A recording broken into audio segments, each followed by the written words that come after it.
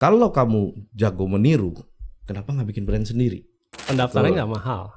Kalau untuk yang biasa itu kan 1,8. Kalau untuk yang OKM malah 500.000 kita kasih. Dan perlindungan itu kan 10 tahun. Kami banyak mengerjakan order-order dari brand-brand global. Jadi dari situ kami juga belajar bagaimana membuat produk yang bagus, bagaimana melakukan R&D yang seperti dilakukan oleh brand-brand global.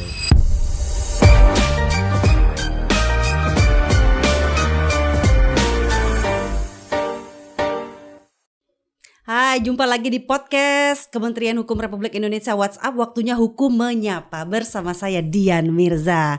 Jadi teman-teman, di balik jersey yang keren yang dipakai oleh Timnas, terus juga produk-produk brand lokal yang laku di pasaran, campaign yang viral di media sosial, sebenarnya ada pertaruhan besar yang jarang sekali dibahas. Di antaranya bagaimana brand lokal membangun integritas di tengah dominasi global brand.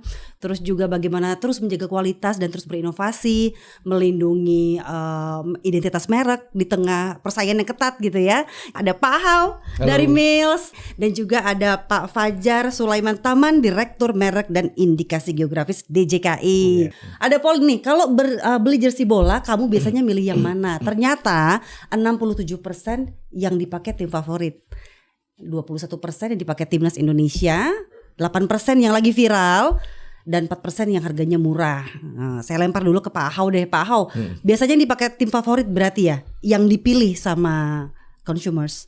Ya, memang pastinya demikian ya. Kalau untuk klub bola itu pasti klub favorit dia nomor satu pasti itu yang pasti dibeli. Kecuali dia kolektor, dia akan mengkoleksi banyak sekali klub. Dan yang kedua laku biasanya ya negaranya dia biasanya ya. Yang memang paling banyak dicari oleh konsumennya. I see. Nah ini kan kalau nggak salah dari umur 5 tahun ya Pak Hao ini kan suka banget bola gitu. Ya, terus juga berangkat dari bisnis keluarga juga garment gitu kan.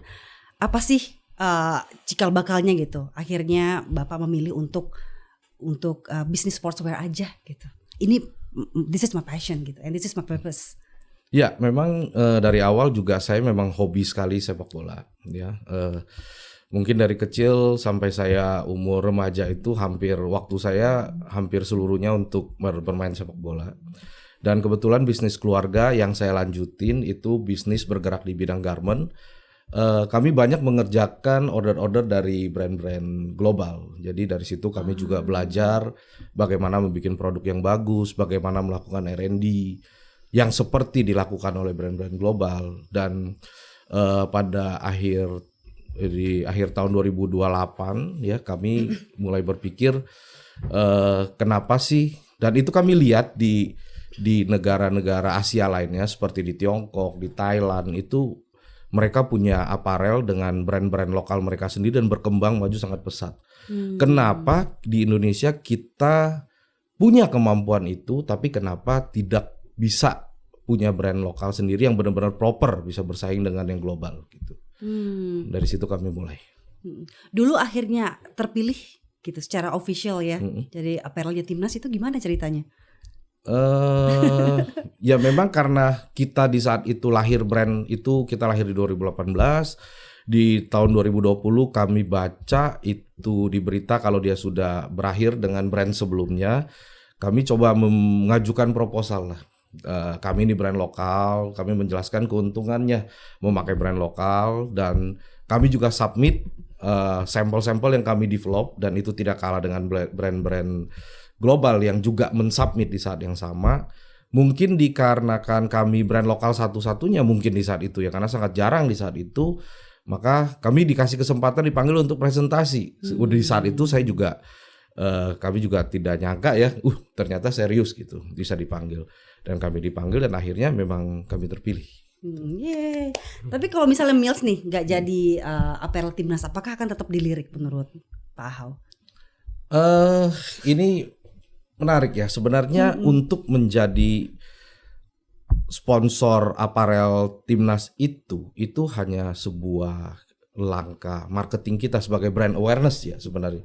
Jadi sebagian utuhnya untuk tetap menjadi top of mind-nya konsumen itu tidak hanya di langkah untuk masuk ke PSSI-nya saja sebenarnya. Untuk tetap bisa menjadi satu brand dan tetap disukai oleh konsumen, Itu harus dari sisi desainnya seperti apa, harus Ya. punya tim desain yang kuat, harus punya tim R&D, produknya harus seperti apa, teknologinya seperti apa, fiturnya seperti apa, itu pun harus tim yang kuat.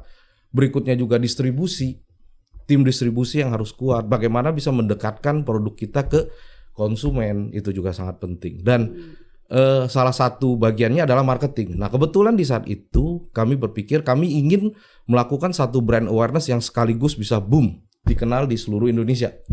Salah satu corongnya adalah lewat PSSI memang yang waktu itu tim marketing kami analisa, karena sepak bola itu mayoritas orang Indonesia mensukai sepak bola. Dan di saat itu kami masuk ke sana.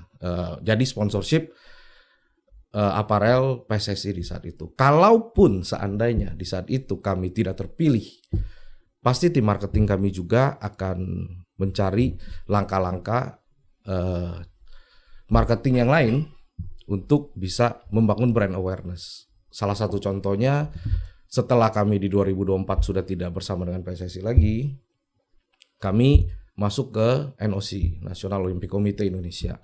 Kami tetap melanjutkan sponsorship kami bahkan di Eropa, di Tranmere Rover, di Liga League 2-nya Inggris, di Dender, di Belgia, liga utamanya, dan juga kami bekerja sama dengan banyak event-event olahraga lari seperti lari banyak event olahraga lari lah yang kita sponsorin, dan juga berbagai macam kegiatan olahraga kita tetap masih eksis. Gitu. Nice.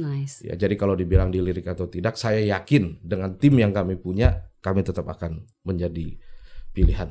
Mantap, semangat itu yang perlu kita jaga ya. Pak Fajar, ini tadi nyambung ngomongin soal desain dari Pak Ahau gitu.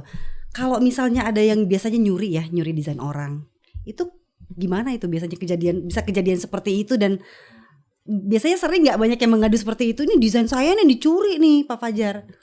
Ya, kalau untuk meniru tuh pasti ada ya, dan itu pasti kan perbuatan yang artinya ada etika tidak baik di situ gitu ya. Ya, kita sebagai negara tentunya untuk kenapa harus dilindungi gitu kan, mereka pemilik merek ini seperti Pak Ahau ini salah satunya, mereknya harus didaftar gitu kan, didaftar di kita agar supaya ya terlindungi, dan juga tidak ada aksi-aksi dalam arti tindakan-tindakan peniruan yang tadi disampaikan itu bisa ditindaklanjuti gitu ya. Pernah kejadian nggak Pak Ahau desainnya dicuri atau dijiplak habis-habisan? Kalau brand kita ditiru pernah, dan ya sudah sering lah. Ya. Tapi nggak nyerah ya? Ini namanya Part persaingan of the ya? game gitu loh. Ini bagian dari permainannya, kita tetap harus, ya nggak mungkin nyerah karena ditiru. Gitu. Udah pernah mendaftarkan, awal-awalnya mendaftarkan prosesnya seperti apa? Kita mendaftarkan, memang waktu itu kita di 2018 waktu kita mulai brand, langkah pertama yang kita lakukan adalah mendaftarkan brandnya ya, pasti. Kita waktu itu mungkin ya kami teredukasi dengan baik ya, kami tahu saya nggak mau jeripaya saya diambil orang begitu saja ya, karena kalau kita udah susah-susah nih bangun brand, 2-3 tahun kemudian udah maju brandnya, baru mau kita daftarkan, tahu-tahu udah didaftarkan orang lain yang mengambil keuntungan di kesempatan dalam kesempitan lah ibaratnya. Maka langkah pertama yang kami lakukan adalah mendaftarkan brand kami. Pak Dir, ini gimana nih cara pemerintah melindungi brand lokal? Karena kan kita mau support juga dong, terus apalagi di tengah gempuran banyaknya global brand sekarang ini gitu. Kita pengen dong brand lokal kita juga mendunia gitu. Ya, salah satunya tadi sampaikan Pak Ahau ya. Untuk memulai suatu usaha itu tentunya harus didaftarkan dulu mereknya. Kenapa sih harus didaftarkan? Pertama, kita kan pasti memberikan perlindungan hukum di situ. Karena bisnis itu kan ada fondasi hukum juga di sana.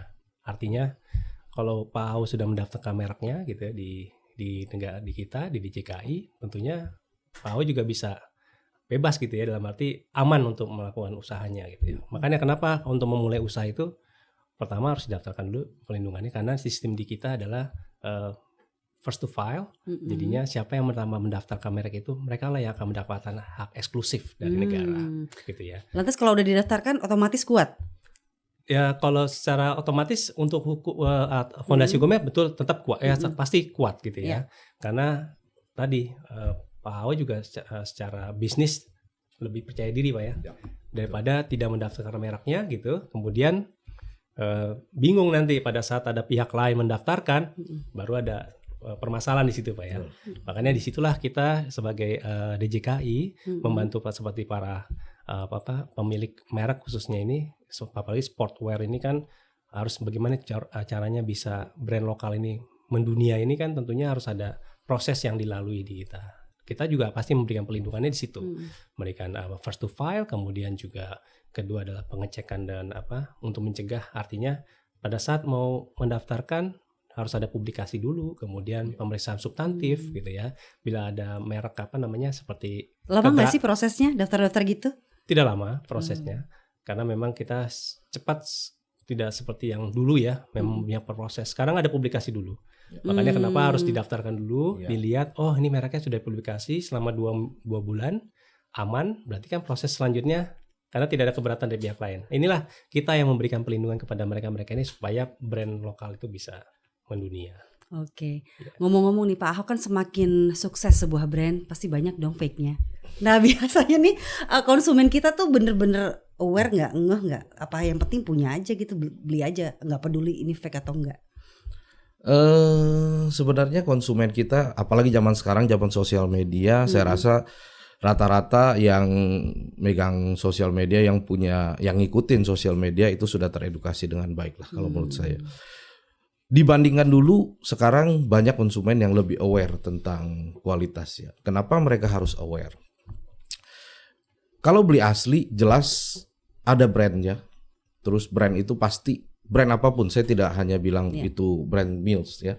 Semua brand itu pasti melakukan quality, jaminan quality, terus proses R&D yang profesional, dan yang paling penting itu after sales.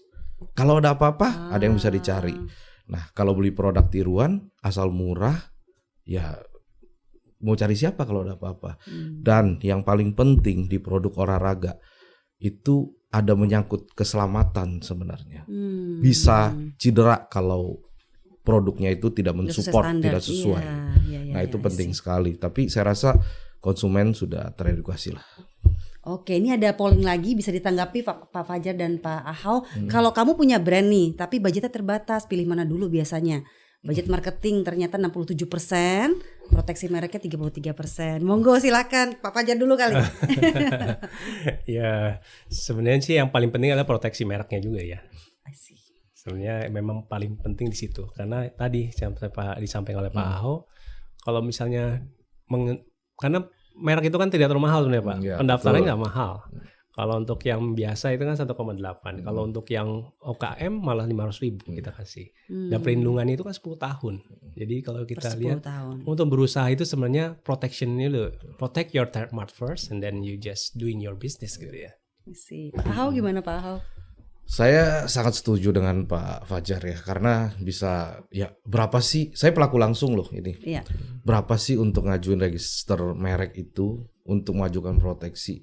Nah, sedangkan budget marketing itu kan bisa diatur. Mau seberapa besar budgetnya. Proteksi merek itu budgetnya kecil banget dibandingkan dengan budget marketing ya. Yang jelas kalau bagi saya, kalau budget marketing dulu susah-susah bikin iklan 2 tahun, tahu-tahu mereknya didaftarkan orang lain. Itu lebih nyesek lagi. Itu lebih susah lagi. Betul.